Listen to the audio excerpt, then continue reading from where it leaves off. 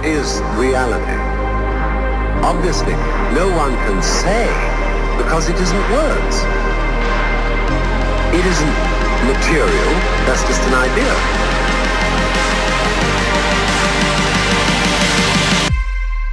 Reality is...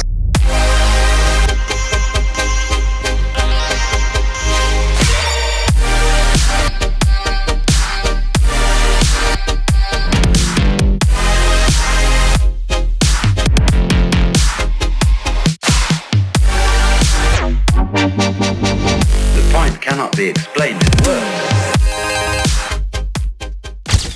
Welcome to Really Tho, searching for what's really real. We're in the midst of some deep shit. And in the middle of that, we really, we were talking about, what do we talk about? What are we going to address as far as topics, or kind of just let loose on what's been going on and our take on it. And in keeping with still the theme of this podcast, we are searching for what's really real. Now, this is what I want to bring out right up front. Regardless what your stance is politically, it is a known fact that some people that have information that other people more powerful with resources don't want to have exposed, they silence those people many times, right? And we watch movies where we love the heroic stand that sometimes these vigilantes take against the system and against evil. And we're like, yeah, but that's our only release, because when it happens in real life, these people look like they're crazy. That's what's pent up on them, and or they committed suicide, and they were trying to get information out. There's all this stuff that's floating around. And when you're coming from a standpoint of searching for what's really real, some of these things, I think it's important for us to keep in mind that sometimes in your search, you'll find some things that will blow your fucking mind. And what you do with that information is very it's up to you. Like nowadays, because of the venue that we have, the platform of social media, anybody can post anything. We don't have to wait for the news to say it and then just text people. They're lying. No, you can make your own news program. And there's also people that have inside information that have, their own websites that can't be blocked, can't be taken down by YouTube or anything like that. They can't be censored. They can just come out with a lot of truth. But there's so many voices. There's a sea of voices. So finding what's really real is hella difficult. You know what I mean? And you can't even, like what we've talked about, you can't even nowadays go by, well, what do you have peace with?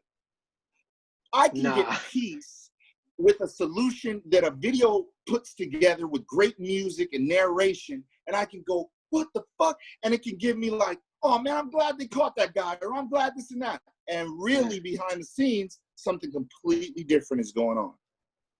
So it's not about what we have peace with. It's almost not even about what the truth is, because even when you find out the truth, sometimes you don't even know if it is. Yeah. I mean, this is the crazy thing. Me and Cookbook 100% believe in each other, trust each other, and we send each other some shit that we both go like this. Oh my God. Like it's not even that it's coming from an unreliable source. It's coming from someone we totally believe in and know where they're coming from. And we feel some information is too mind-blowing, dude. Yeah. It can shake you to the core. I'll feel apprehension sometimes when I have some shit and I'm like, I know I should send this to Nesto. This is exactly what he wants to hear about. But I don't, not only do I not condone it, it's so overwhelming on me. It's like, I almost don't even want to do that to the homie. You know what I mean? Like, I'm not really trying to, don't put that on me, Ricky Bobby. You know what I'm saying? I know. Like, damn, bro. Oh man. It's why that one scene in The Matrix, dude, resonated with me so much. And this was at a time, this is in 2000. So I was still kind of in the mix of Christianity and not like, what the fuck? Not fully, you know, but it resonated so much to me because that point after Morpheus showed Neo, walked him through, man, this is what the real world is. And, you know, the machines out there, they just want to use us as batteries, blah, blah, blah. So we're in the room where Neo wakes up, he's bald, and Morpheus is in the corner, and he's like, you know, I have to apologize to you because we don't usually free a mind when it reaches a certain point, because all of this type of information of what the true reality is too much for the brain to process when it gets to a certain point. Because when you get old enough to where you're stuck in your ways, you kind of have a feeling of how the world really works. Somebody introducing something foreign to you is like, dude, it doesn't matter if a group of people are doing it and a lot of people agree with them. You're like, to you, that's not your experience. So you can it's easier for you to block that information out and not take it for reality. So when you put yourself in that world, we look at the Matrix and we as an audience go, you guys are inside of a computer program, right? But if you look at the people going through those situations, how that would shape their reality is on a whole nother wavelength, dude. It's so mind-boggling. And that's what I feel like this information sometimes that we share with one another, you know, in the search for what's real, it's like our brains are so programmed to like good and evil. Evil wears black, good wears white. Evil has a cap that looks like this, or a devil on its shoulder in red, and white looks like this, the good, the salvation for us all. And, you know, we have levels of that in our brain that help us balance information we get. But bro, when something comes out of pocket, it's like what we were saying off camera, you know, how do our brains adjust to that? When it's real, when it really is real. Testimony from people that have gone through something, and yet when we hear it, our brains can't even like connect. Yeah. You know, it's funny that you bring up the Matrix. One, because I have a story for you that is exactly about the Matrix. So I do want to start with that, but I feel like before we start with that, or, you know, we're already started because you've been dropping mad bars, yo. Well, wait, one thing I wanted to say before I forget, bro, when, okay, I'll tell you, let me get into my story now, I'll tell you, but the Matrix is like what's happening to white people right now in America. Yeah. Because they're being forced to wake up to some uncomfortable truths, and they want to be ciphered. They want to go back in the Matrix. Just stop writing. Just stop doing this. We just want to. Can't we just swallow the pill again and go away? And then the black man Morpheus is like, nah, fool, not this time. You up. And if you see, like, watching the Matrix, and so. Part of my story I'll tell you now because it goes right into the Matrix.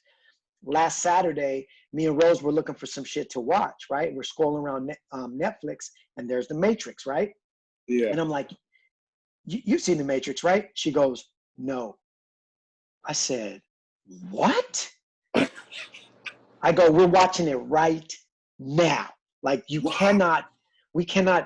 might have to split up. You don't watch the Matrix right now, right now.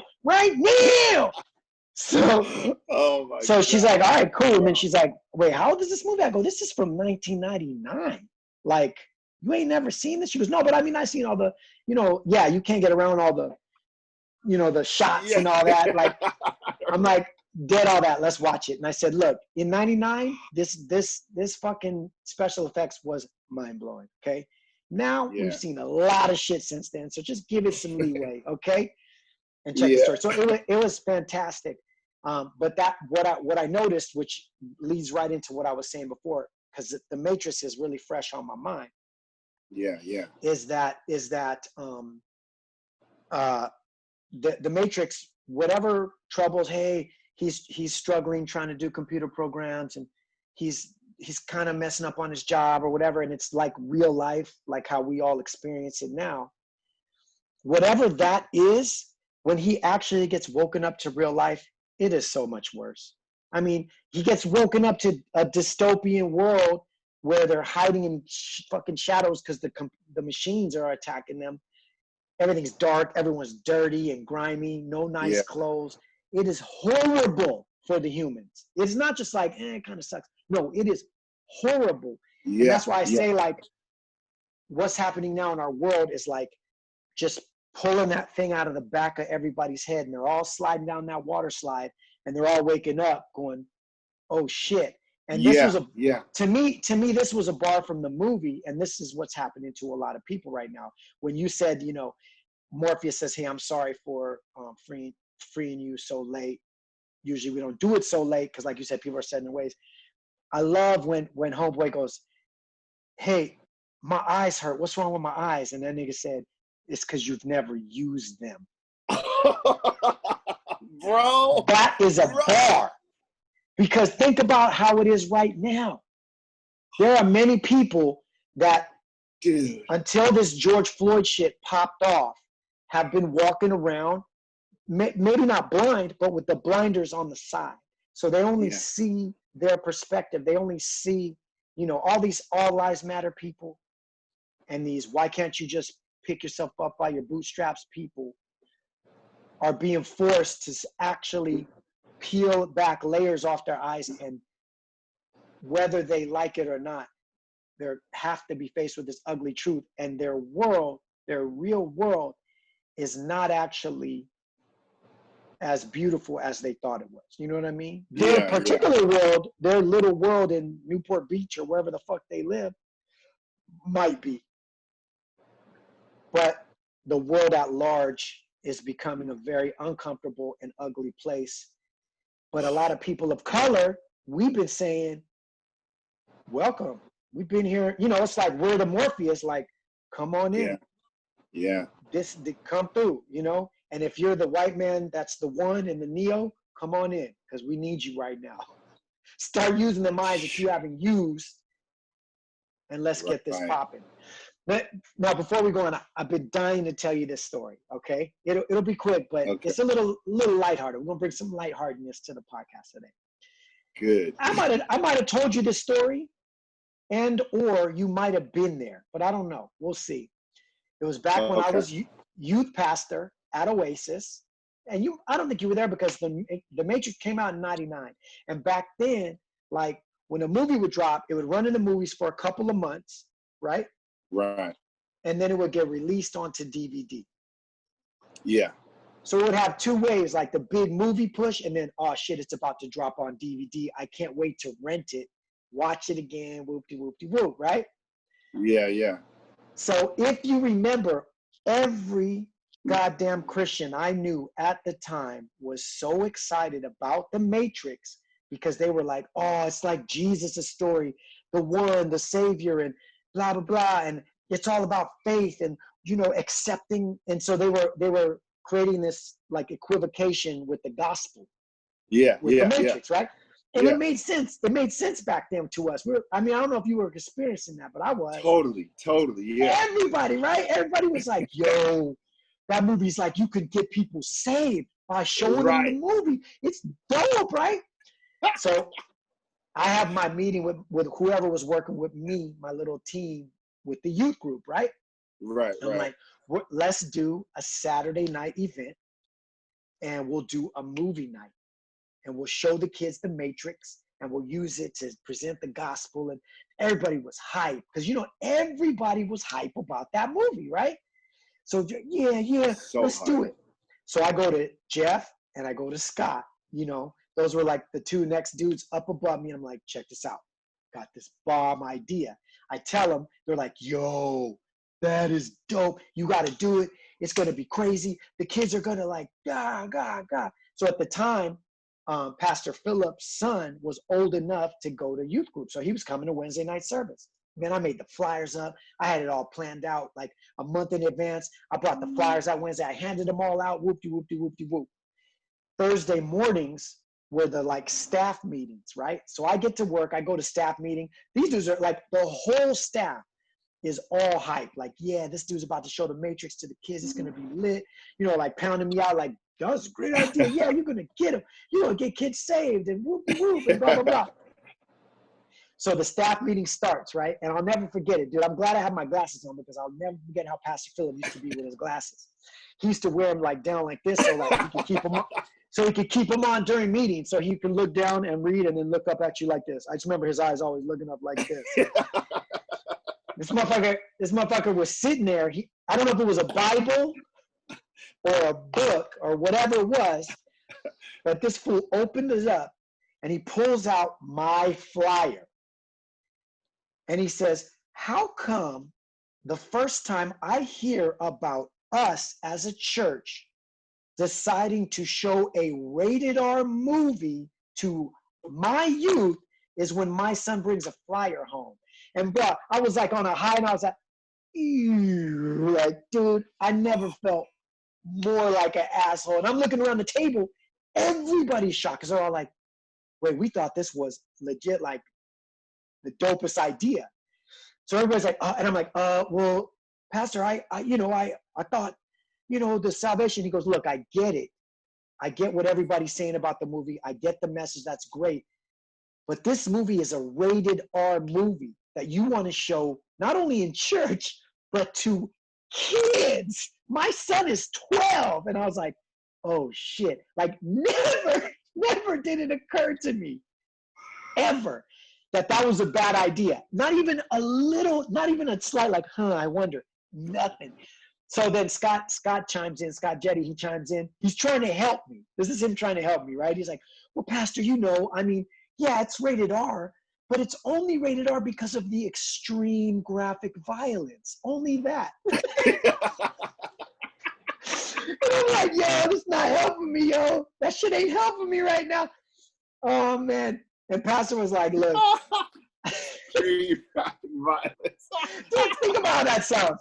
I know it's rated R, but it's only because of the blood and the arms being chopped off. That's all. It's not like sex.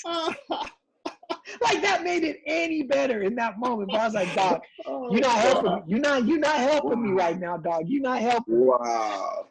So then Pastor was like, look, man, I know you're not trying to harm the kids or the church and nothing. I know your heart's in the right place, but you are not gonna show this movie to the kids. So I had to switch it, and you know what movie I showed?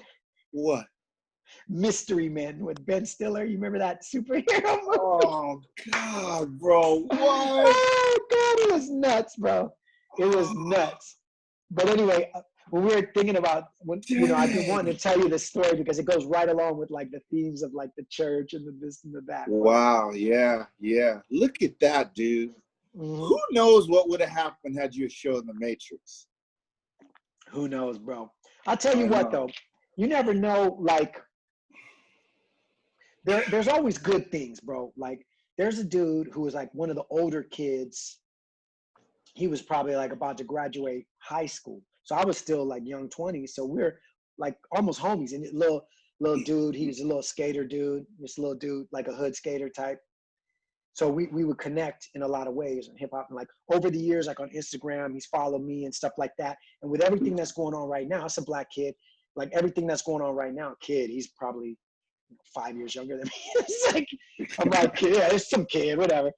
6 years younger than me. Anyway, he, once in a while we'll hit each other up like on Instagram, just as random things pop up or something. Or if I post some LA Symphony shit, he'll be like, yeah, I remember that shit. That's dope, or whatever. And we obviously know who each other are now. I mean, I'm exactly like this on Instagram too. It's the same shit, So yeah.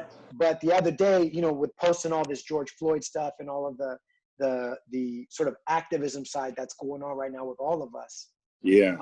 Dude hit me up and he was like, "Yo, man, I just, he liked some shit I posted, and then he hit me up like on the DMs and was like, yo, for real, man." He goes, I really appreciate you. He's like, literally, because of you in a lot of ways that I'm the man that I am today. And I was like, damn, bro, for real? And he was like, yeah, man. Wow. So, hopefully that's a good thing. I mean, Yeah. anyway, I know we have a lot of Wow. heavy stuff to talk about, but I was dying. I was like, if I've never told No, Nesto this that's story, bro, good. I gotta tell him the Matrix story, bro, because it's so wild. Man, I know. Yeah, man. It's so powerful, and it feels like it's relevant every year. Like it never loses that the weight of it. The first one, because the first one is such an awakening. It's not. It is. It's not just focused on the action that's in it. I can't even, like, when I think about it, I'm thinking, what was rated R about it? Like, I don't even remember. It literally is the violence. It is. I just watched it. I don't even think there's cussing in it. Yeah, that's what I was gonna say. Literally just wild violence. Like, a lot of people died. And that's about it. Yeah. You know what I'm saying? And even looking back now, it's not even that hardcore. I mean, take any other Keanu Reeves, take any John Wick movie, and this guy get people in the face and just point blank, wow, and then just, it's just like, whoa. And let alone all the deaths mainly were in the Matrix. Yeah, but you know what I mean? Yeah, well, I know. Yeah. That's the real world to most people. Yeah. So, kind of getting back onto whatever our topic. I know it's really loose today, but So, one of the things that has bothered me this week is sort of the repetition of, well, what about all lives matter? Right. And how people don't seem to really get it. You know what I mean? And I get why some people say it. I think some people, they really,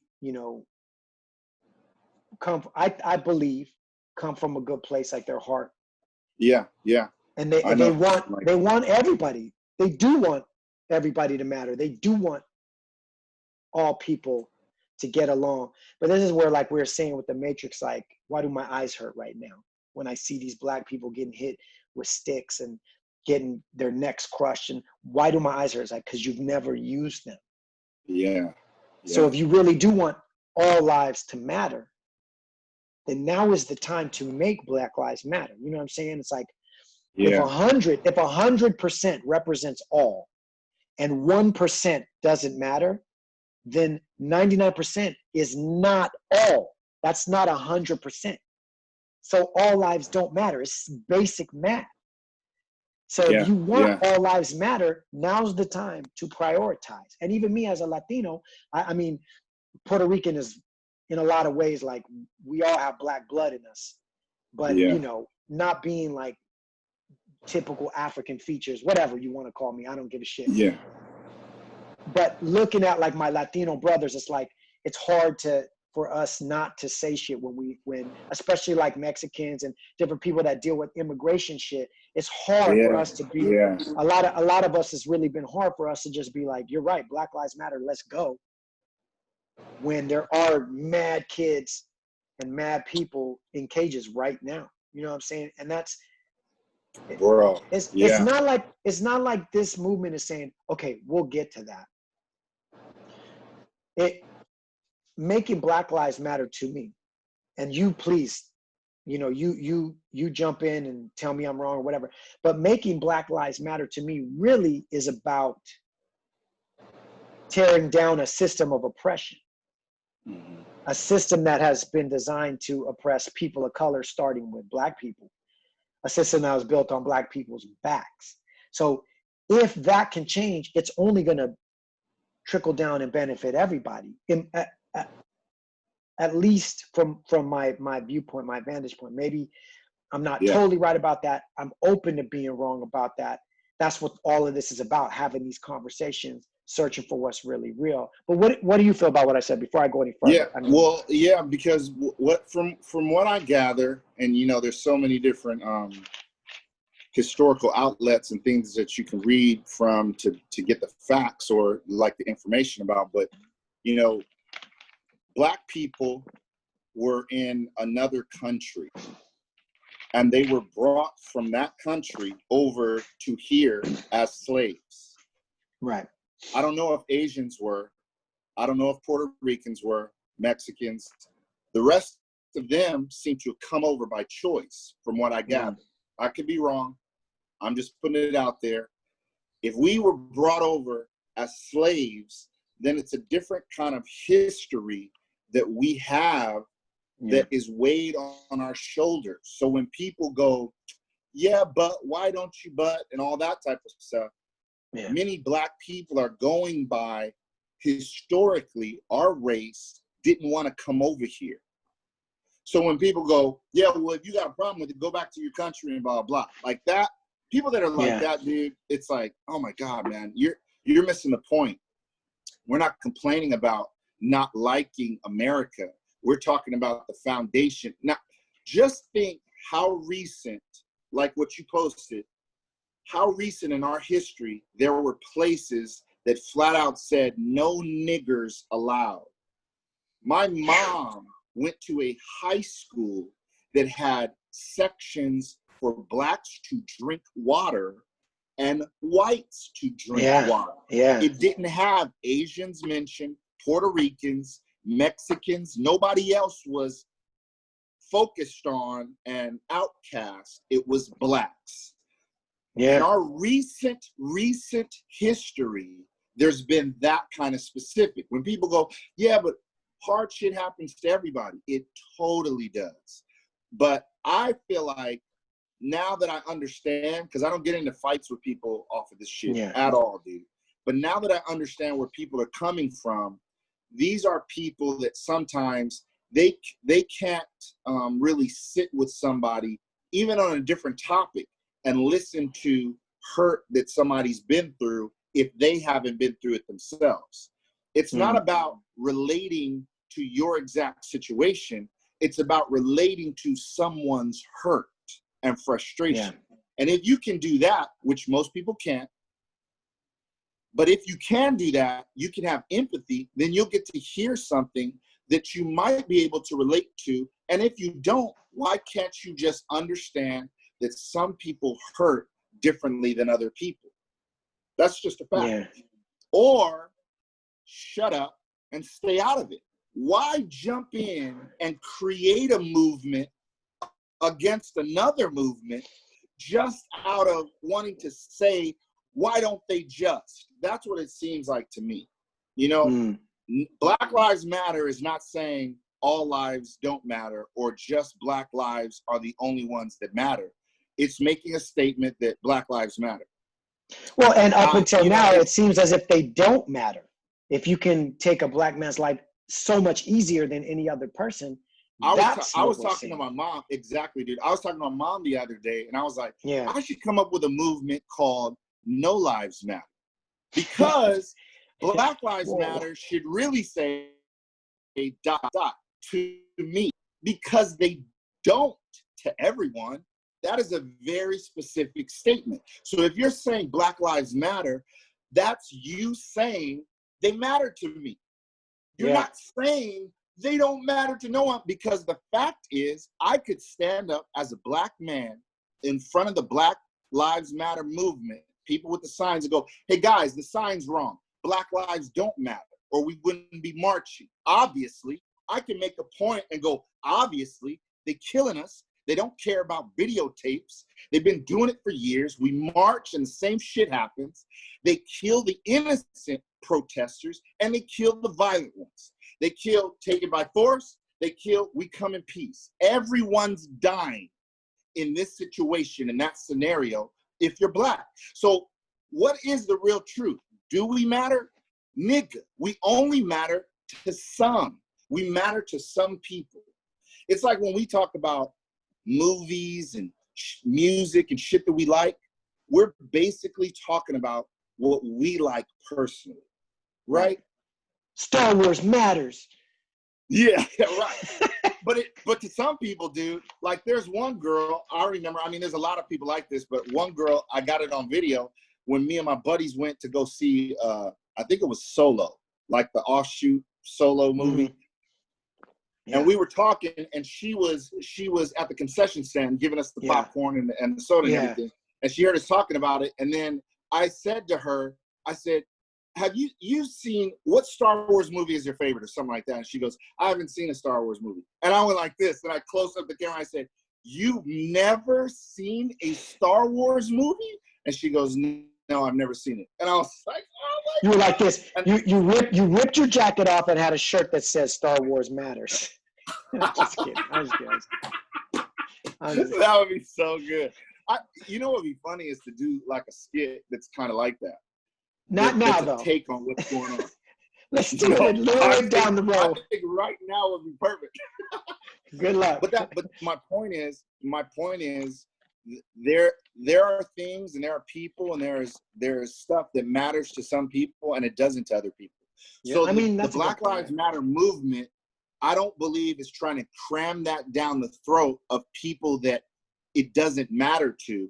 They're trying to make a statement that we do matter. They're crying out that we do matter.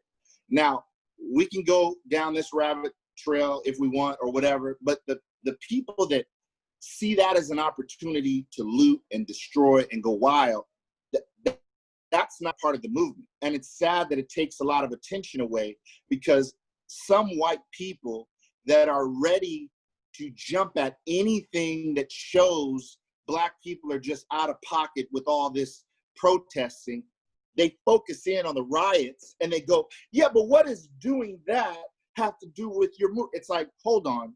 Before the riots and the protests even were happening, you had an issue with this. When niggas was peacefully doing it by taking a knee, you had an issue with it. There's so many people that have had issues with all of the silent protesting, all of the non-violent protesting, all of the stuff that didn't shake up America or a city.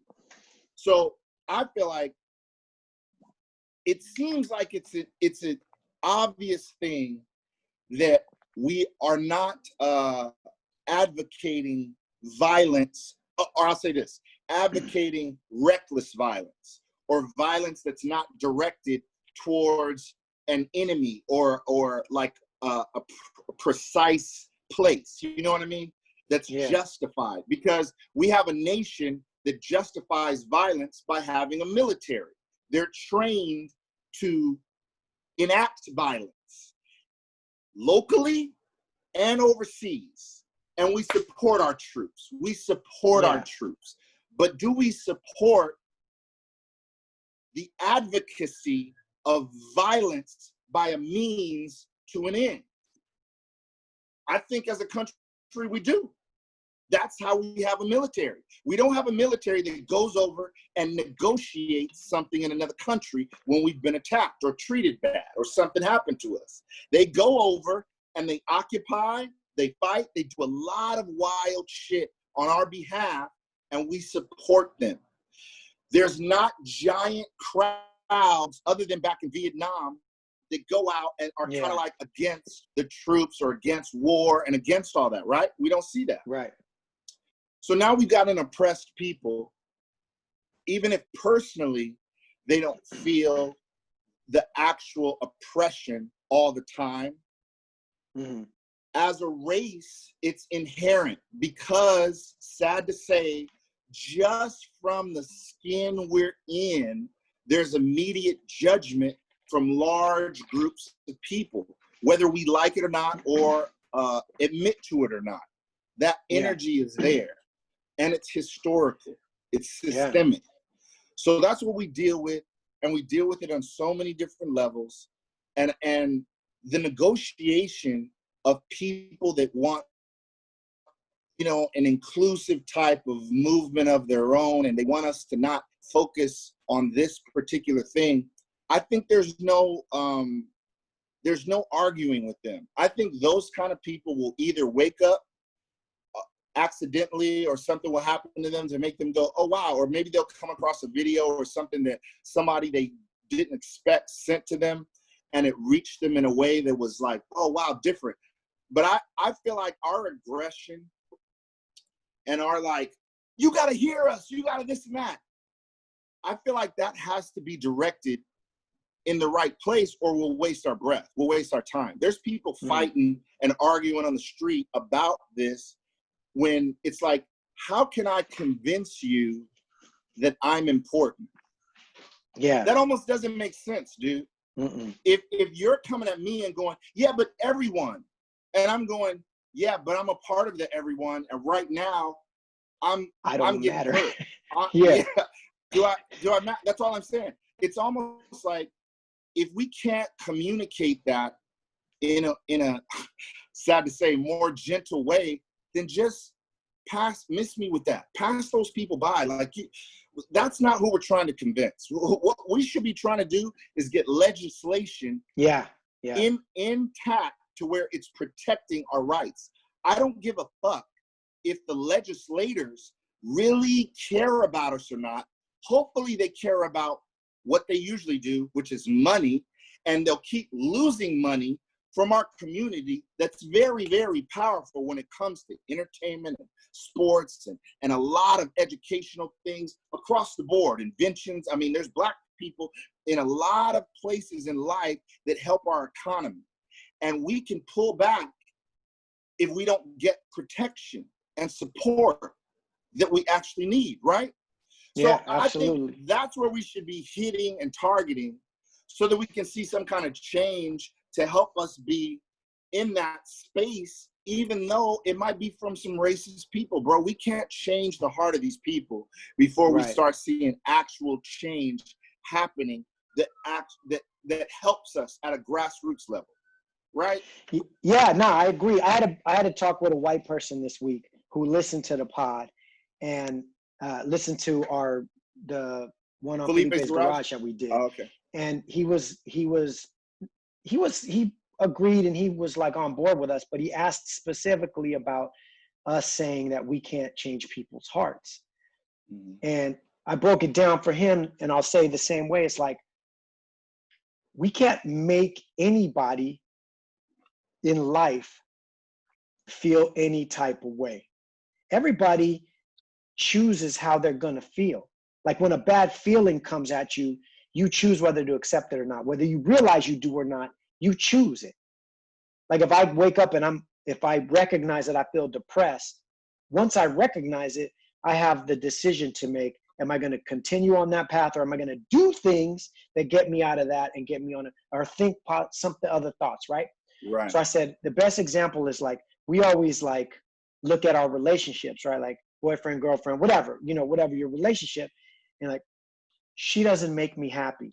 He doesn't make me happy. Motherfucker, it's not their job to make you happy. Right. They can't make you happy or sad or mad or anything.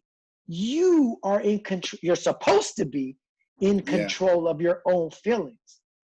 And you're supposed to, as stimulus comes in and hits you, identify it, work with it on your own. Right. You're supposed to cultivate your own happiness, your own, you know what I'm saying? Your own fulfillment, your own, and then when you match up with somebody that, it just complements your life. And they do things that please you, that make you happy, but they're not responsible for your happiness. So I was explaining to them, it's the same way right now that we're not responsible to change racist hearts or change. That's not our responsibility. And even if we thought it was, we can't do it. People do change their beliefs when they receive new information and something clicks, right? So the best we can do is what we're doing right now. Information, videos, blah, blah, blah. Even in the fucking the 50s and the 60s, when they were hosing Black men and women down in the street and sicking dogs on them, the thing that started to change people's hearts was seeing that shit on video. Yeah. Just like we said, earlier off pod, so I won't even use that example. You can. When you hear like let's say, poor people, anything, pick anything. When it's just a general, like some shit you hear about, it's just general like information, you believe it, and you're like, oh yeah, that's terrible, that's so sad. I'm not racist, but it is kind of sad to hear that some Black dudes die sometimes, whatever. But when you see the dogs biting human flesh, or you see the water hose, even back then when it was hella more like, I wouldn't say more racist, but more blatant and more people. That was when you would have signs and shit and like, you can't come in here and that and the other. Even some of the hardest hearts were like, oh shit. But they chose to take that information in. It wasn't like black people were sitting white people down and going, listen to me. You're going to change today because I'm going to make you change. I'm going to tell you 10 points of why you should change. It don't work with no human being. Sit your girlfriend down and say, let me tell you 10 points of why you're wrong and why I'm right. And see how that goes. You let me know. reallythopodcast@gmail.com. Let me know how that goes. Let me know if you changed the heart of your girlfriend with 10 fucking PowerPoints. Let me know, because it ain't going to happen. You know what I mean? You know what changes people's hearts, and it happens in relationships, is empathy. It is striving to understand other people's points of view. Now, I'm not suggesting that this movement that's going on right now does that. I'm just, since we're on that topic, like with a girl, let's say, usually you present your information and you say, I'm sure you don't feel great right now. I understand how you feel, and I'm very sorry for that. And you worry about yourself later, but that's actually way off topic. I don't think that goes with what we're saying right now. Well, but no, yeah. The point being is that you can't, it's not your responsibility to change people's hearts. Right. The best thing you can do is present information, and information mixed with emotion is what creates a new belief, period. Yeah. You know? Yeah. So, but hopefully that's what's being accomplished. So many people don't realize just that simple truth, though, you know, and even in the journey to like push forward a movement or get your voice heard, if you don't understand who's hearing it and what the ultimate goal is, then there'll always be these mixed, you know, like it's not gonna ever produce what you're wanting if you don't have an understanding clearly of where you're going and who not to get tripped up by, but to focus on. You know what I mean? Like the movement will be the strongest when it gets certain again, legislation in, because it's like you know, okay, let's say looters. Like, I seen a video of these guys that were beating up a couple, a husband and wife, that were business owners, and they were attacking the business, and then they try to come out to defend it, and these big dudes just beat the shit out of both of them. And two people are filming it, cars are just driving by, no cops, no nothing, right? And so I think like seeing something like that, that's not the time to try to negotiate with a looter on why what he's doing is wrong. That's the time to enact some type of protection, right? Like, that wouldn't be, hey guys, listen, let me talk to you for a second. That'd be like, let me stop you from beating the woman and hold you down. Maybe you can be talked to somewhere else, but this ain't the time for that. Right. I see what you're saying. Yeah. So what I'm saying is, like, even with the movement that we've got, I don't even feel like it's the time for a lot of explanation necessarily. It's let our voice be heard to where it shakes those empowered to make decisions to go, okay. What do you guys need? Right? Not us all along the way spending so much time trying to convince other people that have no power over decision making, convincing them to be on our side. I get it if you're saying there's more of us, more numbers, but think about this. There are so many white, Latino, Asian, there's so many different cultures and races that are with us already at once. So why not ride that wave, get some laws changed that enable us to be in a better position where we're not screaming and sweating and wilding out, and then we can explain some things to some people. It's already law. Yeah. You know, you're going up to a red light and trying to negotiate. Like, I feel like I should be able to go right now. The shit is red. So that's it. You can negotiate in court. But red, I hate red. Red, I hate red. Yeah, you got to So stop. what? That's how it goes. It's set up. Why couldn't it have been purple? I like purple. You know, I think what you're saying is spot on. It's almost like you need the heart issues and all the change of hearts. Let's all hold hands. That shit is a long-term plan. Yes. The laws are a short-term plan. Yes, and man. The best ideas I personally have heard. Well, there's something out there that's like an 8-point plan that's going right now that says that will reduce police brutality by 72%. Like eliminate the chokehold, like certain checks and balances put into place immediately. Great, cool. I think that's good too. I'm not putting that down at all. I think the best two ideas I heard that I think are the best ideas.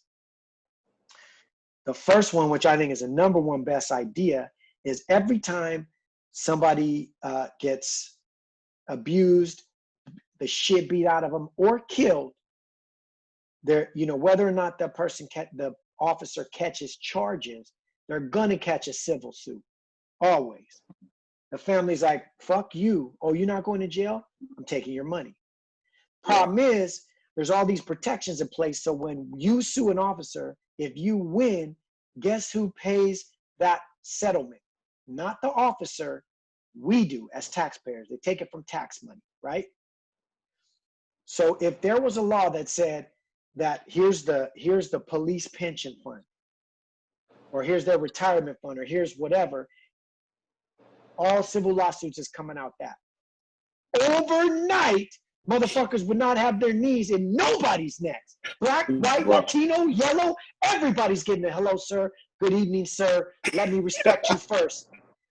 And if some shit pops off, then and only then will I escalate. You understand what I'm saying? Bro, because they know you hitting them right in their pocketbook. And the homie E. Green sent a video today that I don't know if you watched, but it was a black dude dropping some knowledge, and he was like, look, black lives haven't mattered because they don't have a value attached to them. Because most people in the hood, blacks and Latinos, mostly, none of them have no life insurance policies. There's no insurance on them. There's no nothing. He said, you start just put $500,000 on black men all over the place, and the insurance companies having to pay out all of that money for deaths, motherfucker, watch what happens, how quick them motherfuckers step up and be like, hey, Black Lives Matter, cops, cut that shit out.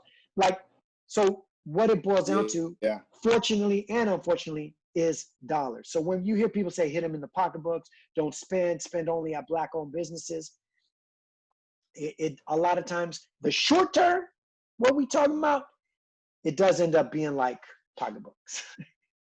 And they're probably never going to do no pension shit like that. No, they'll never do it. Never. No. You know what I mean? Okay, so this is how I feel. I personally feel like the system is rigged. So even when I say change legislation, it's almost like you as a not you personally, but like people, like I'll say even myself, as a naive person, I believed it, growing up in Inglewood, I felt like I saw the movement of the spirit and God and people's lives being changed and touched when I was in junior high and high school. So when I went out to Oklahoma, I was just like, I was overjoyed, because it's like, this is a whole collection. This is a whole organization that's geared towards just that same thing. Like, oh shit.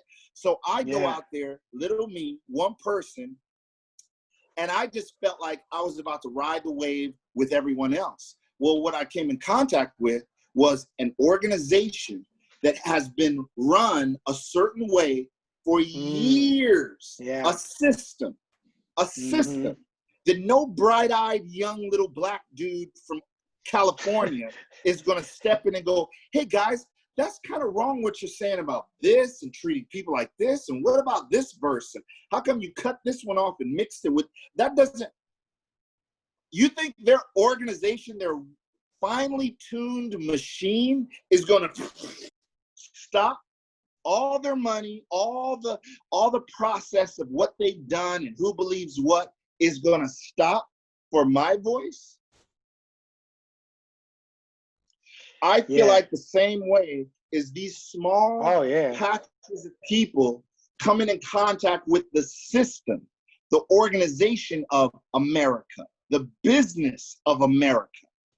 You can be bright-eyed, you can be excited, you can get voted into a position that people support you, but once you get into that job, are they gonna let you do everything you said? Yeah, the I mean that's a bigger, That's a bigger question, and it's got to be within the interest of people. So that's why when we talk about the pocketbook, when we talk about the money, if we realize how much we're worth in revenue, then there's a little bit of leeway that we have if we can be strategic with that, right? Yeah. If not, dude, then we can't prove our worth to them, to a corporation. It doesn't matter in that sense what your heart is when they want to make a bottom line. It's just like the film industry, bro. What started happening is all these independent people that were directors and filmmakers that wanted to write films based on their lives or stuff that they know the public would enjoy just on an indie level. That started getting pushed way out because studios were seeing how much blockbusters were making. So they're not going to be putting money into something small because they're a business. It's the entertainment business. So everything, no matter the quality of the story or what, started going towards what's making the most money. And that's why we'd see some sucky ass movies, but with, you know, a gang of like explosions and CGI, and it'd be like, all the pocketbooks are lined. It doesn't matter what the people say. Then when the internet started blowing up with people blogging and making their own, like, you know, journals and their own shows, and then they started getting together, you know, I mean, Comic-Con started getting bigger and bigger, and then the voices of the fans started becoming so overwhelming, studios had to go, what are they saying about us? That's they had dope. to start changing stories, dude. They've released footage of stuff already shot and got fan reaction so bad that they spend millions to change it to cater towards them. And I feel like the Black Lives Matter movement and some of these other people, these activists, need to take a note from the comic book and film from the nerds, community, homie, and bond together and hit them where it hurts in the government. I think it's a parallel in a way, bro. I feel like that's a good example. I remember, like, one of the first times, two things that I heard. The first one was people hated Phantom Menace so much that they did episode, I think it was 1.5, and they edited out all of Jar Jar Binks. They recut George Lucas's movie and uploaded it with no Jar Jar Binks at all. And mad fans were like, "We love this. This is way better. Just doing that made this movie way better." And George Lucas was pissed off, yo. And another example of this was Snakes on a Plane. When the footage started coming out, all the fans went wild with it, and somehow they latched onto that phrase that Samuel Jackson would say, "I'm sick of all these motherfucking snakes on a motherfucking plane." And it wasn't in the movie. It wasn't in the movie originally. It was in the trailer. And because the fans went so crazy with that, they're like, "We gotta put this in the fucking movie," and they put it in the movie, bro. Isn't that crazy, bro? Yeah, that's man. what that shows you, man. Well, the voice is what's specific. Yeah, it reminds me of what I've been feeling too. Because look, I'm in Santa Monica again, and I was here just last Sunday night with helicopters. You could hear and even at your place, you could hear, you know, sirens and shit. And it is quiet as a church mouse right now. Wow. So but having said that, there's still tons of protests going on. My feeling is we got the momentum and the door is open right now. It's like the way to keep it going is we got to keep the foot on the gas right now. Like we can't ease up. It's like you got to keep coming and keep overwhelming. Sometimes people just win the fight. They might not be a better fighter or have more tools. It's just the overwhelming of an opponent that wears them down to the point where they finally acquiesce and say, all right. You know what I mean? Yeah. We don't need them to like us. Let's just wear them down. Exactly, and keep going. So I fully agree with you. I think like it's always tough to keep it going. Yeah. Historically, look, this ain't even a black or white issue. In general, not like there's specific people and there's lots of them, but in general, human beings are apathetic and lazy. It's true. Yeah. They get hyped up. Yo, this year, suckers are going nowhere. I'm doing this. New Year's resolution. Yeah, we hitting the gym. I'm eating kale every day. Fuck a hot dog. I ain't touching them. Right? We get hyped up for 2 seconds, but we don't have no discipline, no sense of like what we really want out of life, no direction, and we just get apathetic again. Fuck it. I'm gonna go to work. I'm gonna come home. I'm gonna order a pizza or do whatever, and just get back into our ruts, right? Yeah. A lot of people that ain't down with this movement and ain't down with what's going on would love to see that happen right now. They would love to see people just get fucking tired. What I'm saying is we have to keep pressing forward till they get tired, because one of us is going to get tired. One of us is going to say, God damn, bro, I just want to, all right, here's the law. Here's the new shit. It's already happened in little ways with certain mayors and certain things like even our mayor here, he's like, yeah, let me roll back some of that budget off of the cops because I'm taking way too much smoke right now. And he put it through at first. It was like $100 and something million. And he was like, hold on. Let's roll that back a little bit. You know what I'm saying? Like, so in little ways, it's already making a big difference. And it's going global. You see motherfuckers in Norway and Paris and blood in the streets, yo, in solidarity with America. You know what I mean? So it's one of those things that it has to keep going. So I wanna shift gears just a little bit. I wanna hit two more things before we wrap. So that's why I want to shift gears real quick. One goes back to kind of what we've been talking about, but sort of the All Lives Matter crew. I want to address some specific things in that. And then since this is Really Tho, and this is searching for what's really real, I just would like to touch at the end a little bit on some of the controversies, some of the conspiracies that might be surrounding some of this stuff. Let's just touch on it. We don't know shit. We just gather information, and we're just going to talk a little bit about it and just see wherever you want to go with that. What I want to do is so this past week I posted a lot of shit. I posted a song that me and Uno did way back in 2006 called Watch Them Cops. And the funny thing is that I tell a true story from being on tour and getting sweated by the cops and getting pulled out of the van and all this shit. I say it in a very lighthearted, fun way, but it was getting sweated by the cops, getting pulled out the car, getting, not treated great. And it happened in Minnesota.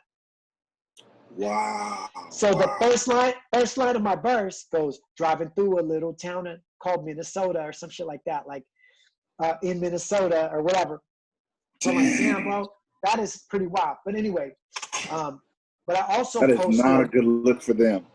Nah. So, but I also posted an old LA Symphony song called Put Up or Shut Up. And it has a verse by Serene Palms where he's talking about like being strong like Malcolm, Martin Luther, and Frederick, or end up on a triple K's next to hang list. That's what he says, like KKK. Yeah. So I don't fuck with Facebook. I don't really like if the Felipe's Garage didn't have a lounge, I probably would never be on Facebook. And for the first months of the Felipe's Garage lounge existing, y'all motherfuckers was clowning me like, you gonna show up? I'm like an absentee father. I was like an absentee father come through. Hey, I gotta go get a pack of smokes, and I just bounced for like a year. And then come through and go like. Oh, that's like patting him on the head. Good job. I'm out. I gotta go. Yes. Oh shit. That's how much I don't fuck with Facebook. But I have my Instagram set up. That every post I do, goes to Facebook, like a lot of us do. Yeah. And if I hadn't been in the lounge, I probably wouldn't have seen any of this shit, right? So it goes to Facebook, and so I posted that, and then I get a comment, one comment, and so I'll tell you background. I'm not gonna dox this fool and say his name and all that, right? Yeah. What I know about him is he's Christian, he's an LA Symphony fan, quote unquote, supposedly, and he's a white dude, and I think from what I checked his Facebook page out, I think that he has either a Mexican or a Latina wife. She seemed pretty brown to me. So you would think there'd be something there, but not necessarily, okay? Yeah. So here's my history with this dude. You remember when Puerto Rico had the big hurricane disaster and Trump went there and was throwing paper towels at people, like, mad disrespectful? Like, I posted about that, and I was like, fuck that, that's my people. Fucking Puerto Rico, you just, just the late response and all that. Anyway, this isn't supposed to be an LA Symphony fan. So if you're an LA Symphony fan, I'm assuming you know at least something about me, right? Yeah. This motherfucker came on to that post. This is, whenever that was, like a year and a half ago, 2 years ago. Yeah. In all caps. Basically, I'll sum it up. In all caps was basically like, if you don't like it, why don't you just go back to Puerto Rico? In all caps. So that already establishes what type of fool we dealing with, right? Off top, right? The go back to your country shit, bro, it's just like, oh my God. My country? Puerto Rico is a motherfucking Commonwealth of the United States. You do not need a passport to go there, dumb fuck. First of all, Puerto Rico, even though it's its own little world, it's a Commonwealth of the United States. We can go back and forth. We're good. You know what I'm saying? So first, fuck out of here with that. Two, if you know anything about me, motherfucker, all I say is that I'm the LA Puerto Rican and shit, like West Coast nigga born over here. The fuck you talking about? So whatever. So when I saw him post here, I was already like taking that into consideration. I'm like, I'm not even going to engage with this fool. But I wanted to bring it up here, and I want to hear your feedback. So this is Sherlock Holmes saying, be strong like Malcolm, Martin Luther, and Frederick, or end up on a triple K's next to hang list. That's the line. Yeah. So this is what he chooses to post under this post, because there's two of them. I'm going to get to the next one, but this is the first one. He says, did y'all, and just think about like, okay, I'll just read it, and then I want to hear what you say. So I got suspended. Right. So this fool says, did y'all know in 2019, 7,000 black men died at the hands of other black men? That's more than the KKK's entire history. And then in all caps, fact.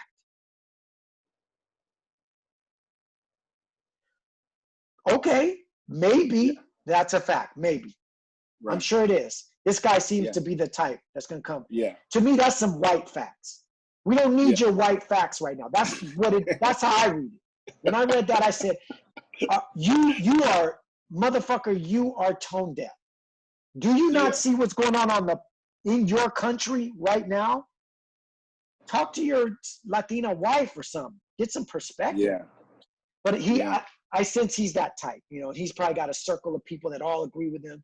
He's definitely a Trump supporter, because when I read you the next one, what do you think of when you hear that? Did y'all know in 2019, under something that just says put up or shut up, that's the hook, and then says be strong like Malcolm, Martin Luther, Frederick, or end up on a triple K's next to hang list? First of all, that's just some rap lyric shit, some dope rap lyrics. Right. When you hear that, well, 7,000 died last year, that's more than KKK's, and it was at the hands of black men. Yeah. Dude, again, it's that same energy of the but what abouts? Like I guess that's like a good thing to call them, because these people never want to stay on topic. They want to, it's almost like they want to dismantle your statement by going, yeah, but what about? It's like, oh, okay, yeah. We can talk about that. But even when we go and talk about that, we have to look at the origin of why that would happen. It's not just little black kids waking up and going, I want to kill me some niggas. That's not how that was even created. So if you're going to start talking about blacks killing blacks, there's got to be this big question in there in that discussion called why. It's the why. It's the reason that all seems like white people with these issues come up with. That's their first statement whenever they see a cop has killed a black dude. Yeah, but what was he doing? What's the why? They always want to know the why, right? So that's what I hear. When I hear shit like that, I'm just like, oh, okay. I wouldn't even have, personally, a conversation with somebody like that, because when you throw statistics on a different topic, because that's like if we were talking about the MCU and somebody went like this. But what about Goodfellas? There were some people that died in Goodfellas, and I'd be like, dude, you're talking about a Martin Scorsese movie that's The Mob, and I'm talking about Spider-Man. Where's the correlation, dude? I'm talking about Thanos and the end of the world, and now you're bringing in a whole different topic. If we're going to talk about that, don't bring that in here like that's a part of our situation, right? The KKK is the KKK. The cops is the cops, right? We ain't talking about gang violence and black on black crime. That's separate. It's an issue 100%, but it's a separate one. That's how I feel. It's not, and it's not relevant to the time right now. Exactly, it ain't what we dude. Like, it ain't the time to get your facts off, motherfucker. Like, we don't need your white knowledge right now, okay? If it's facts, I'm sure it is facts. A lot of black on black, brown on brown, black on brown, vice versa, yellow, whatever. White on white, Right. We get that. Right. It's not what we're talking about. Okay, so then I posted a picture. It was back in the, Make America Great back in the bad days. Of a white lady with her white daughter in a KKK outfit with the mask pulled up like this, standing, taking a picture in front of a sign outside of a store that says, no niggers, Mexicans, Puerto Ricans, or dogs allowed. And they're smiling in front of the sign with their child, right? I posted that, and I wrote Flashback Friday. And then I wrote, if this is what's meant by Make America Great Again, I'm cool. You know what I'm saying?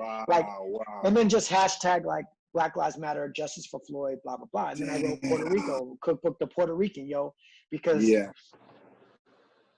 the sentiment really is about, we ain't fucking with this mentality no more.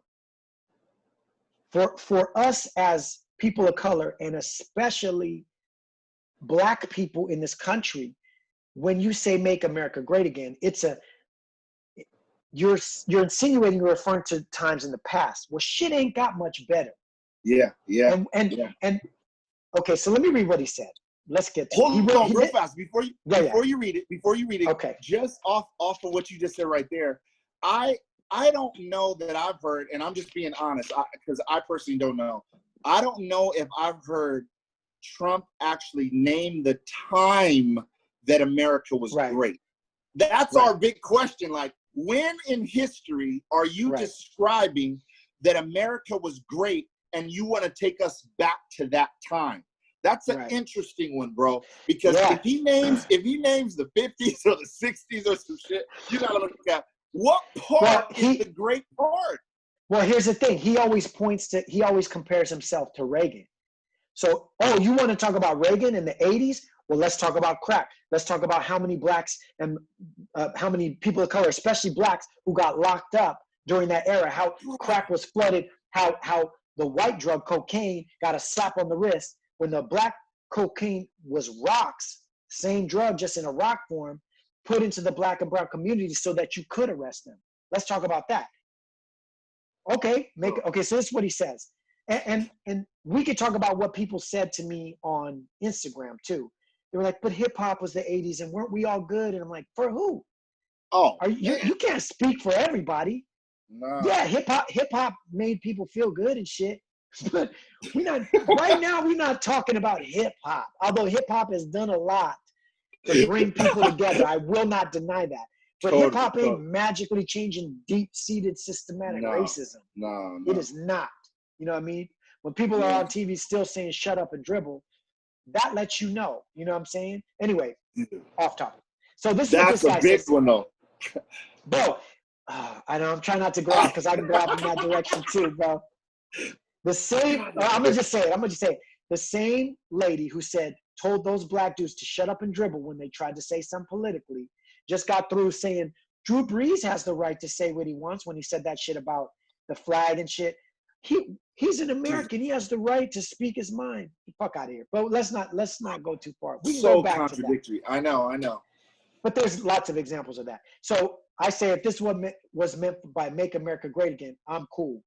So the tone was more about racism, what's going on in the country. And here's a sign right here that shows you I'm in it. You know what I'm saying? Yeah. There were signs like this. This ain't the only sign that said that. You understand what I'm saying? Yeah. So historically, there's a lot there. So I'm trying to make a statement about this, but he hones in on the Make America Great part. So this is what he says. Three comments. Bam, bam, bam.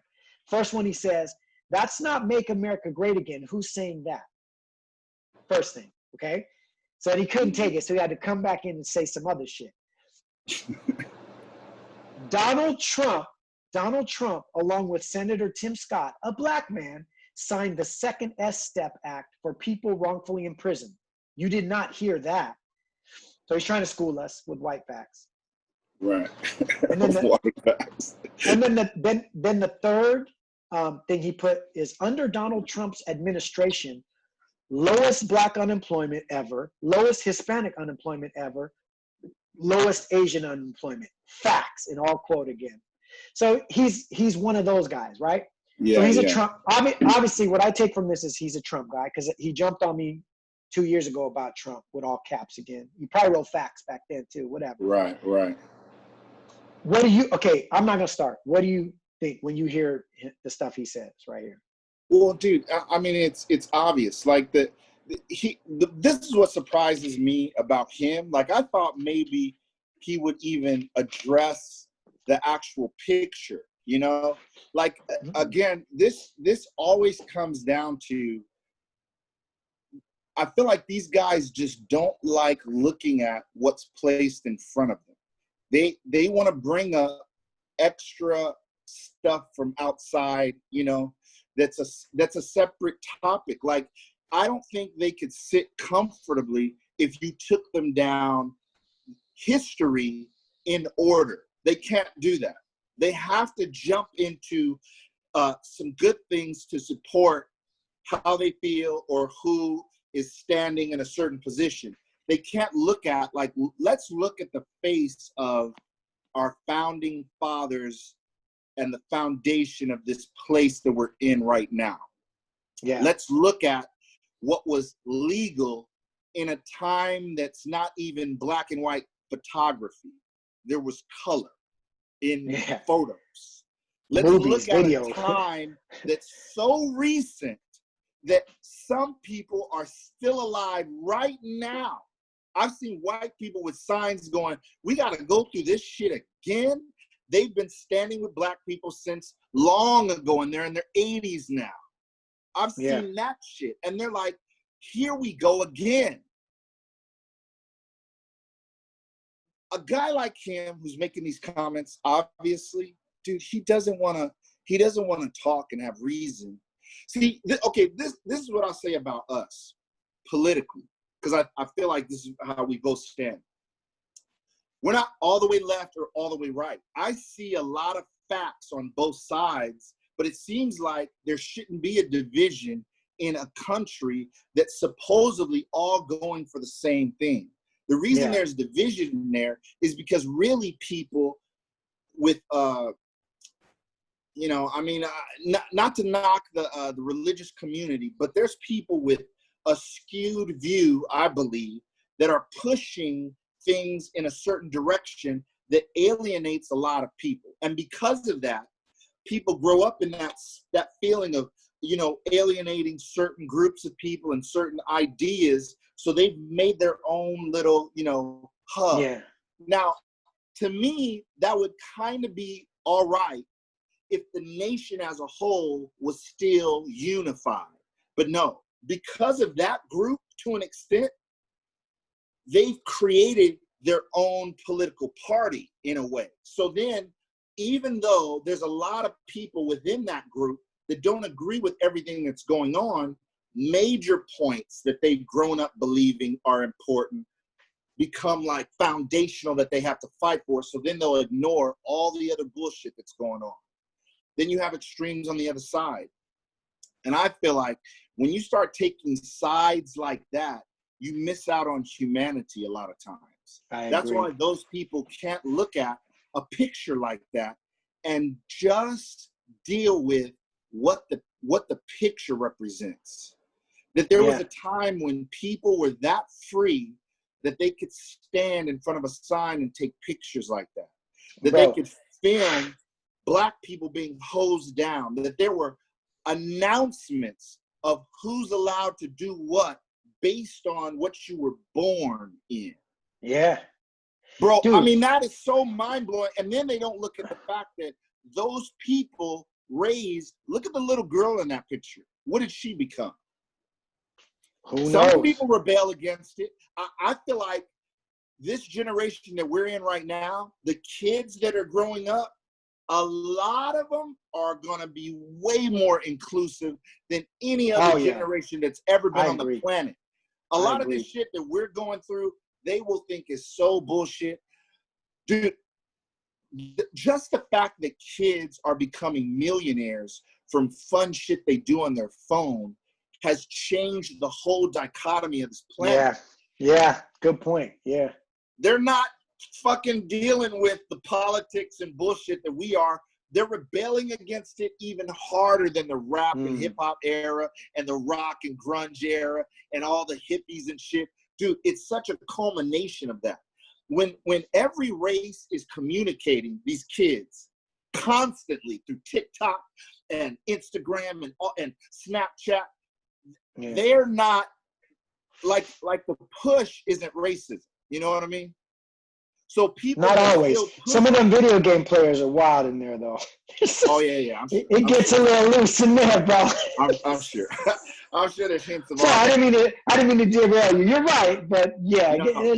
But by and large, yeah, I know what you're saying. It's not gonna go back to those days with the little KKK girl and her mom, like, hey, look at this, hanging niggers. Yeah. Like, there's been pictures, and I know you've seen them, where people are standing by lynched Black folks like they caught fish. Like how they stand. Yeah, they're standing up all proud with their children there. Like, bro,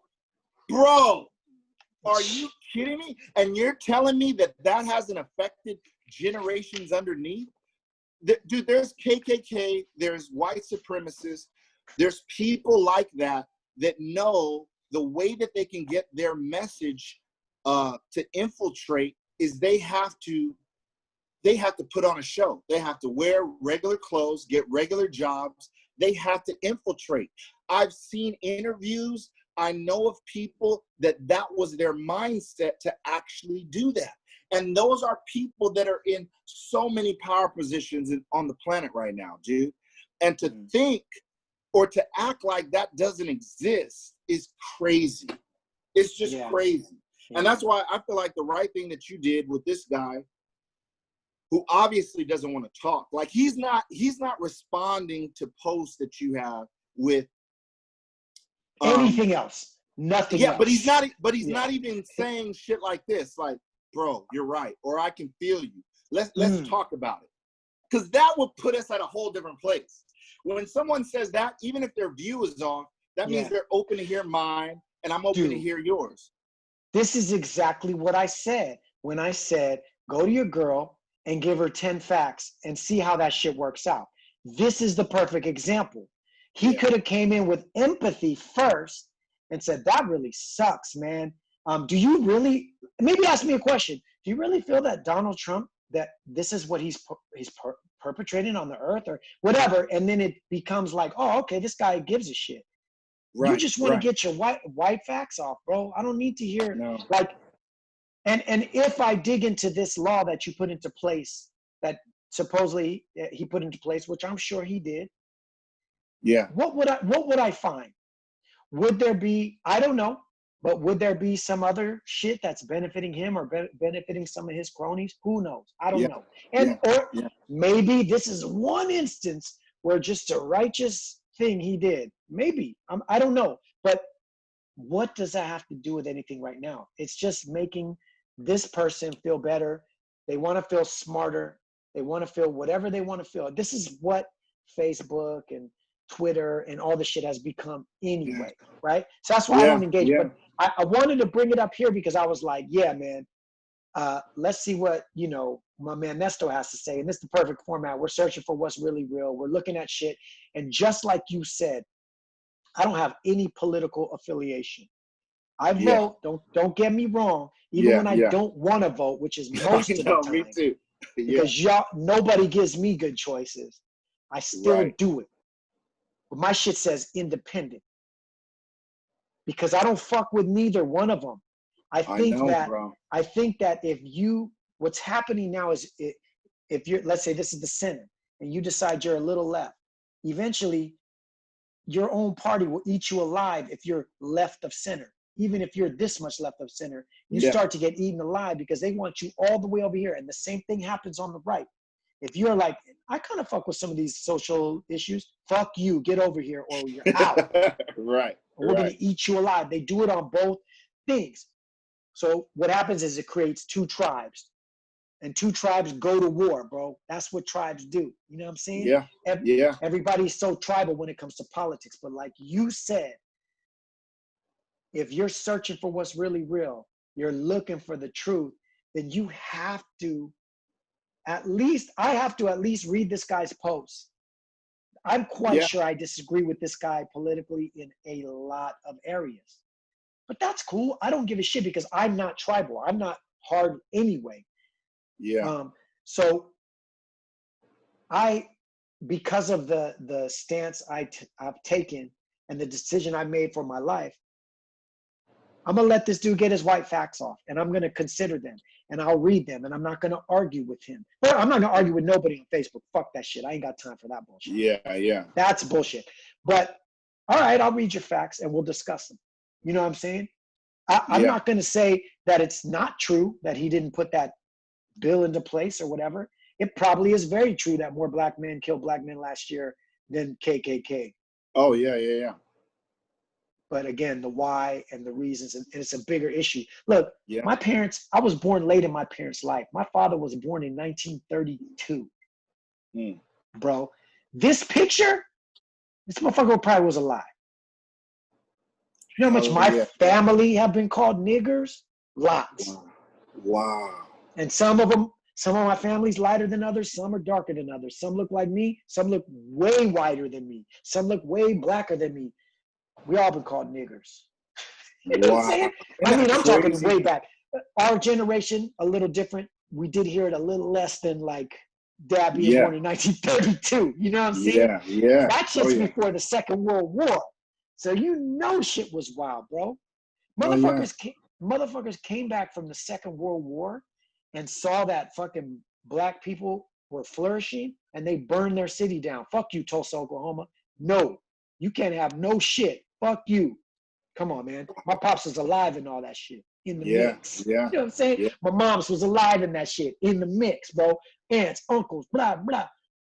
You know what I'm saying? I still got a great aunt. One great aunt that's still alive, yo. My tia Amelia. You ask her some questions, she probably got a lot of these stories, bro. Damn. So, Make America Great Again, we got to watch. Anyway, we've been, I want you to, what are, like I said, we wouldn't be really though if we didn't touch on some conspiracy shit that's going on in all this. What do you feel is like the most pertinent, the like, what do we need to talk about? We don't have to go out down any wild, there's shit that you and I talk about that we allow ourselves to consider based on information that comes to us that we might not even be ready to, nor ever want to talk about publicly, right? Right.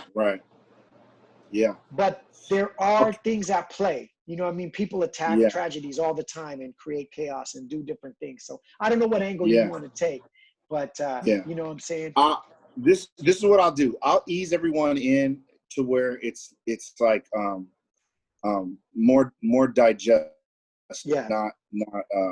not crazy. And we don't have to spend a lot of time on this because this branches out into like another episode or like another time. So we'll keep it concise. I'll be able to do that because I'm very okay. I'm Yeah. So we can pick it up next week. Yeah. If you want. Okay. So this is what I just want to kind of lay the foundation for, just as far as food for thought. Okay, with Jeffrey Epstein. Here we go. Right up top, Jeffrey Epstein. Let's talk about pizza.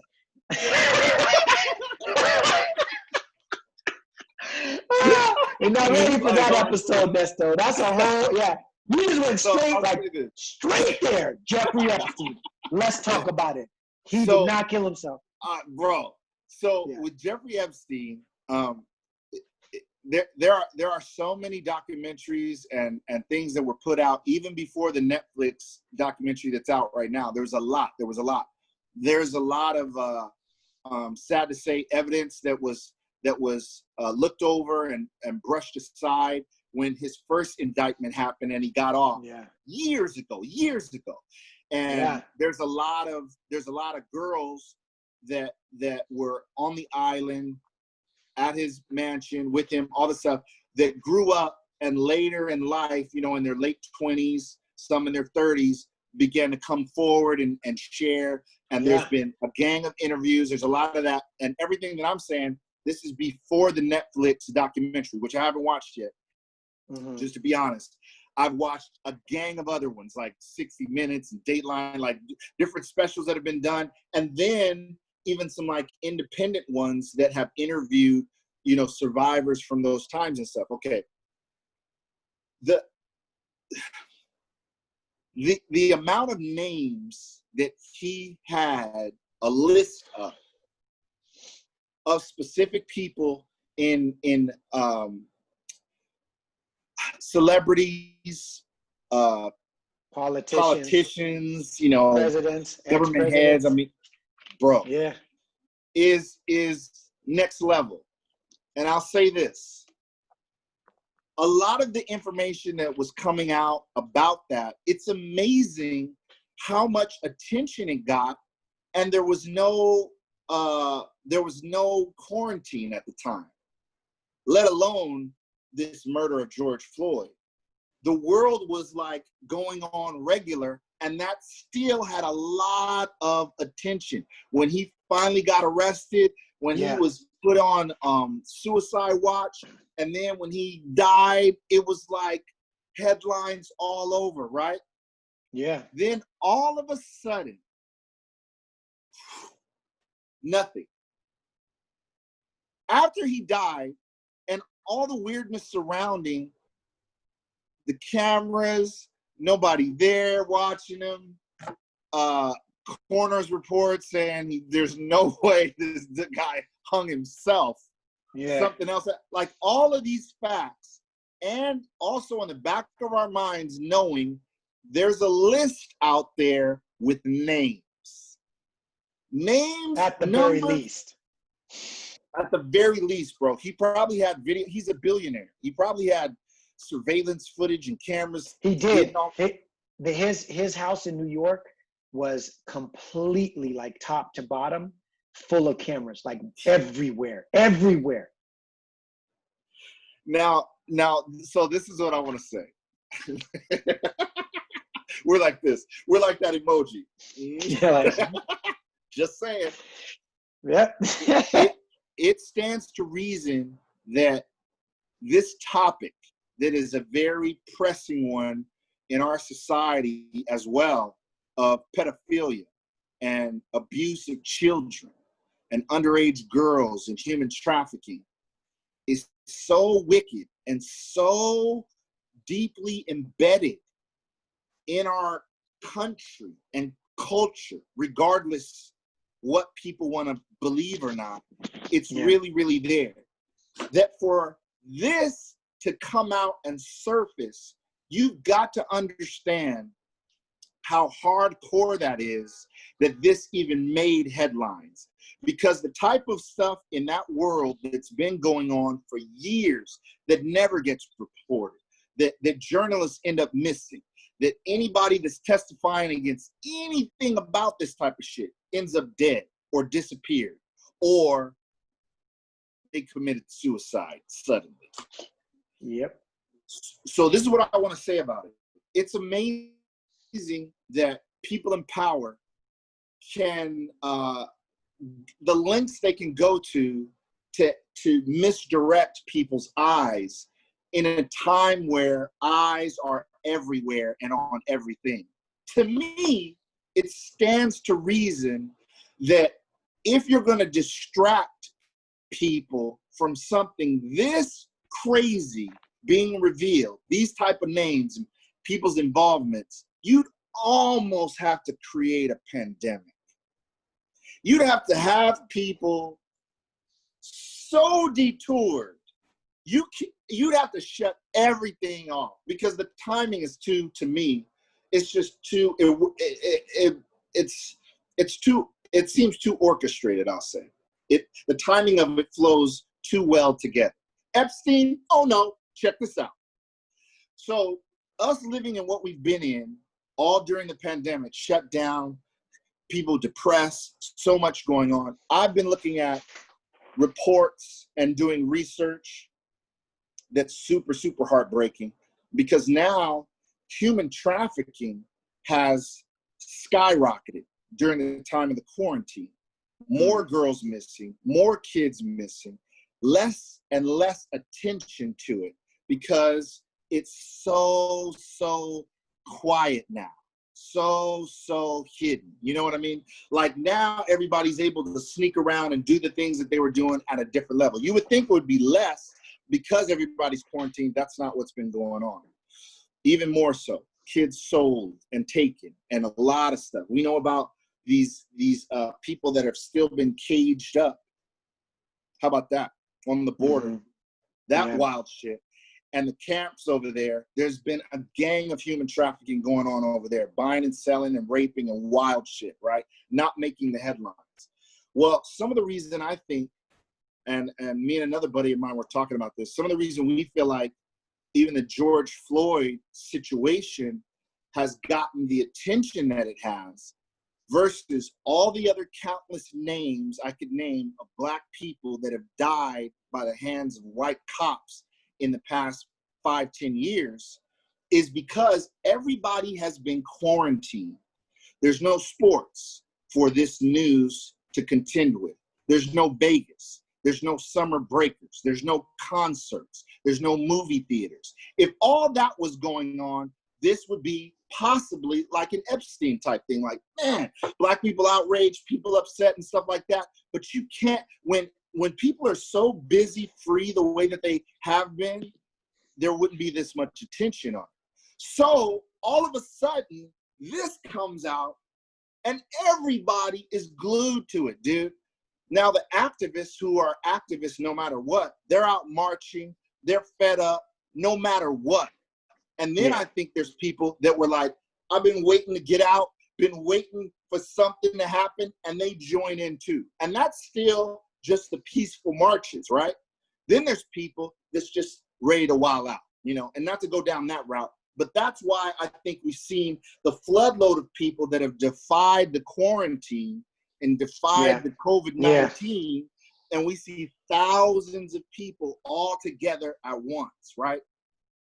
That's a good thing. That's a beautiful thing. I'm not trying to take away from any of that, but I'm still saying Epstein. And not just Epstein and that situation. You and me and a ton of other people have been seeing, dude, some wild reports and news of these, what do we want to call them? Pedophile rings that are connected to some high profile people that do not want this information out whatsoever. And they'll go at any lengths to keep from it affecting them personally. Us talking about it doesn't matter. This is just for your information, for you to research on your own, whoever's listening to this. They're not going to shut us down because we don't affect that many people. There's so many other websites and people talking about this. They're not getting shut down either. Why? Because they're not really going to affect anything.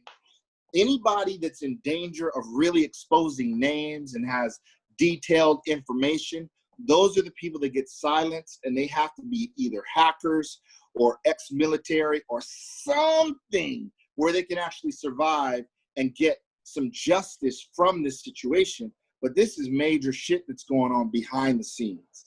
So, you know, some of what me and Cook wanted to talk about and just put out to you guys as in line with the search for what's really real is sometimes you have to look at not what's handed to you, but what's behind what's handed to you to see what's really, really going on, just the depths of it.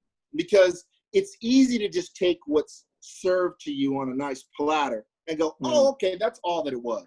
But then when you look at all that goes behind it, it's a completely different story. Let me just say something. I want you to keep going. I want to say one thing to people that are listening to this. Yes.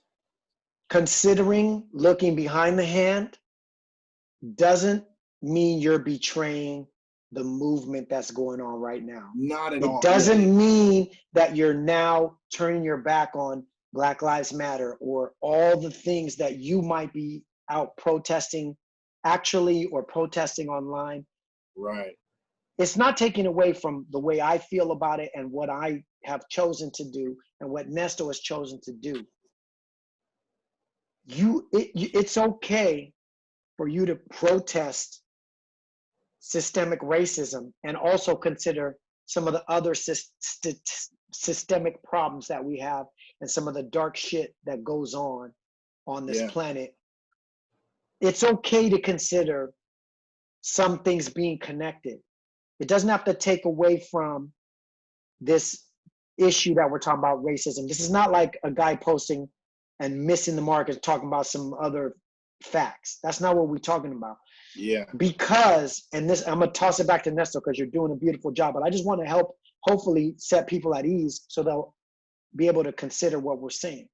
Right. Because it is already fact that everybody knows, and even major news sources and media have been reporting on this, that there have been tons of people that have infiltrated every single one of these protests across America. And there's been all kinds of shady shit going on. So what Nesto is suggesting is there is a great and fantastic movement. We just got through saying, don't take the gas off, keep going. But because of who we are and what this podcast is, we're saying also there's guys showing up with black umbrellas, breaking windows that don't belong there. And why are they there? And why are they trying to cause bricks? Yeah. All over America? Why is that happening? So I'm just saying, like, don't get lost in the sauce. Don't get everything twisted up. Right, right. It's okay to consider other issues. Keep on with the fight. It's okay. We're going to keep on with the fight. We're going to push for equality. We're going to push for all the shit we've been talking about. We are not going to let up on the gas. But you best well believe we're watching and talking about other shit that's going on. And at the very least, we're not going to be caught by surprise with shit. We're going to know at least some of this shit. And we're just trying to present some ideas to you. That's all I wanted to say. Nesto, you're killing it. So keep going. But I just was like, I want to ease everybody's, I just want everybody to go like, oh, okay, cool. And just consider it. You could say it's bullshit. You could say whatever you want. That's fine. Because even Nesto said, research it. Do your own research. But I just felt like saying that because I'm like, we just talked a whole hour and a half or however long about a specific issue. I don't want you to think that we're tearing it back down by saying it's a psyop. It's all fake. It's all to distract you. It's not all to distract you. It's a real issue that people are using and adding on to possibly allegedly and possibly to create a distraction, possibly from other things that they don't want us looking at right now. That's what Nestle's trying to say. So everybody take a collective sigh, relax, and just listen to info. Yeah. My bad, Nestle. I just want to say No, you're good, bro. And I personally almost feel like the powers that be, these ones that want to cover their tracks so thoroughly, they can like they're okay with the L with black people finally getting in power and doing some shit. Like I feel like they see that this movement, this time things aren't probably gonna go back to like the way they were. It's not gonna. We're not gonna make America great again. Not this time. No. They tearing down monuments like legally. They printed out Black Lives Matter down on streets. Like it's okay. Not on streets, on the street that leads to the White House, bro. Bro, you're not backing up from that. Nah, they changed the street to Black Lives Matter Avenue. So the address of the White House is now 1600 Black Lives Matter Avenue. Oh, bro.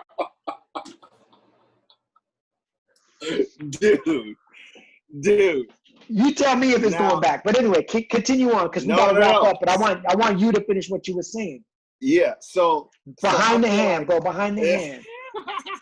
So I feel like this type of activity happening is like, you know, what's going on behind the scenes. What I'm hoping. God, I mean this. I know this is so difficult. I'll just say it like this. I'll just say this. Well, whatever you say, we're gonna continue next week because it's just too much. So I know. Let's do that. Let's do that. Yeah, but you can end it however you want to end it. Yeah. Okay. So yeah. So I'll end it just by saying there's a lot that's going on behind the scenes, similar in a way to like when you see a movie that you love. Let's say you love the movie, you had so much, man, it affected you so much. Then let's say years later, you find out how the movie was put together, the actors involved, how they hired them, and you find information that you had no idea was behind the movie finally getting made. Controversial shit, people getting fired, wild shit. Similar to like what's going on with the Snyder Cut. Like for years, the Snyder Cut of the Justice League, which I know this goes into our other podcast, but the Justice League movie, you know, with Zack Snyder who directed it, there had been so much speculation on how much he actually shot and what was done in the end product. And, you know, we saw the movie that was released in theaters and everybody was like, no, but we want to see Zack Snyder's cut, his vision. And a lot of people have gone online to say there is no Snyder cut. There is no his version. There never was. And they're so bold and they've made memes and made fun of people that believe in the Snyder cut and they slammed them for months and months. And then a year goes by, same thing. A full year, 2 years going by. And now, just recently in the past months, Zack Snyder out of his own mouth has not only validated there's a Snyder cut, his version, but HBO Max has picked it up. So I like that somebody put a collage together of all the naysayers who got all the bomb views, the great comments, and looked like they were on top of the world slamming these little people who had no idea when all along they knew there was a version. There is something out there. Something is behind the hand. Come on. Bars! Come on. Right now, everybody listening are saying, why do my eyes hurt? Why are my eyes hurting right now? Because it's the first time you've used them. I'm going to take that clip out and post that. So please. Good for the Matrix. That's like, post that on the Really Tho feed because that is bars right there. Like bars, bro. Why do my eyes hurt? Because you never used them. And he's so calm. And he didn't go like this. Nigga, because you never used it. Because you've been stuck in the Matrix and da-da-da. My man was mad calm. Because he understood, dude. He understood. Yeah, he felt for and that's how we got to be. Word up. Well, shit, man, this is great. This, you know, we oftentimes we kind of go back and forth of which direction because we made a commitment searching for what's really real is about more than just talk about our old religion and saying that wasn't real. Week 76, you know what I mean? Right. It's not just about that. It is about that. And that was the initial jump off point. But it's about so much more. We want to, Nesto and I have been on a journey separately, and now just through our own conversations, that's how we found out, oh shit, you too? Epstein? Yeah, me too. Yeah. You know, all these little things that we talk about, and we don't probably, I'm sure we'll find things that we don't necessarily fully agree on. We've already found out that where I'm skeptical and you're like, nah, so I'm all in. So, right. But this is a part of searching for what's really real. You know what I mean? So if we're going to if we're going to talk about the issues surrounding George Floyd and his murder and all the riots and protests and things that follow, on the surface, we can see what's really real based on our experiences and based on just facts. But we're also looking and saying, what else is really real here? Where the fuck did the bricks come from? Where the fuck did that umbrella guy come from? Where the fuck did blah, blah, blah, blah, blah, blah, blah, blah, blah. You know what I mean? Right, so you mix that with shit that's actually going on. It's not conspiracy when we know certain people were in court this week on the same day that a idea to put black squares on all of our social media happened. You could say that's speculation or coincidence, which maybe it is, but it's still not it's not a conspiracy when it's actual fact. It's fact, dude. Yeah.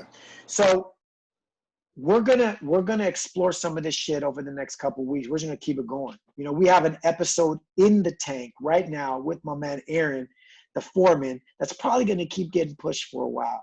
Full respect to my man Aaron. I love you, bro. But this is what's happening right now. You know what I mean? We've got to address it. The same way we put out a special episode last week of Felipe's Garage, and we even posted it on this feed for people to hear because it was so important, because we have to use our platform responsibly. Like we can't be so tied to what we think this podcast is supposed to be about that we're tone deaf to what's going on the earth. Right. You understand what I'm saying? Absolutely. So if we're searching for what's really real, we can also wrestle with what's actually happening right now and search for what's really real in that too. And that's what we're doing. So just open up, keep your eyes open, even though they hurt. And we talked about a lot of surface, quote unquote, stuff right now. I feel like next week, we're going to go into some of this shit, the information that we've been getting and seeing all around. Yeah. Might as well. That has to do with shit that's behind that hand that they're showing us. So come along the journey with us, man. If you like what we're doing, please share it. Especially now is the time. Shit is hot right now. There's a lot going on, and a lot could be coming out even in the next weeks, months, you know, that could blow all of our fucking minds, you know what I mean? Or maybe we're all totally wrong. But either way, it's happening right now. It's relevant, and we're going to talk about it. We are not just searching for what's really real when we push record and talk to y'all. This is just reporting back to y'all what we've been living.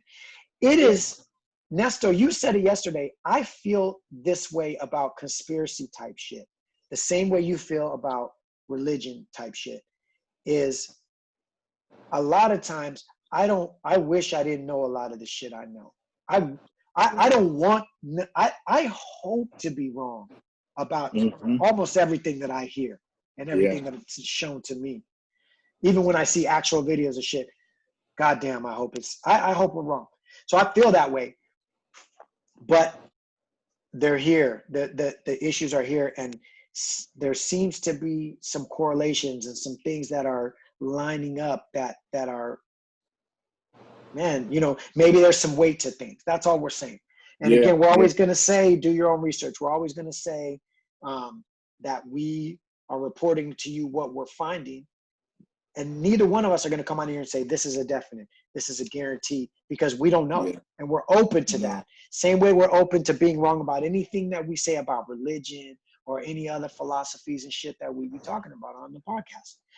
But having said that, please, now's the time to share the podcast, to interact with us. We said a lot of shit on this podcast right here, and you may disagree with a lot of it.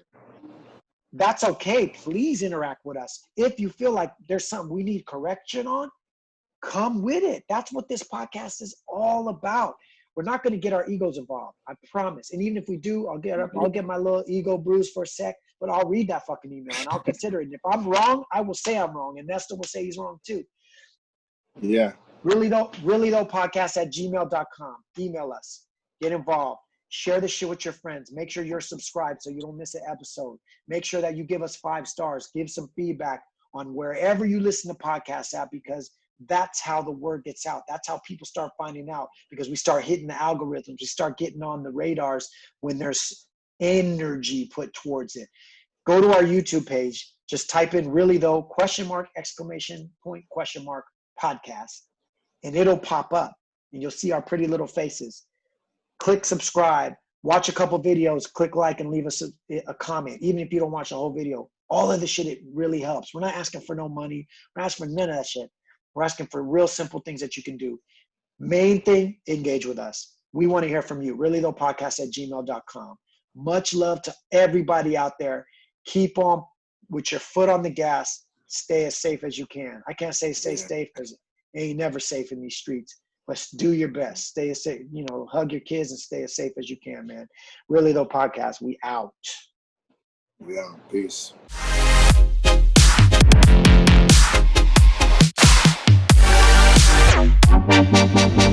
The point cannot be explained in words.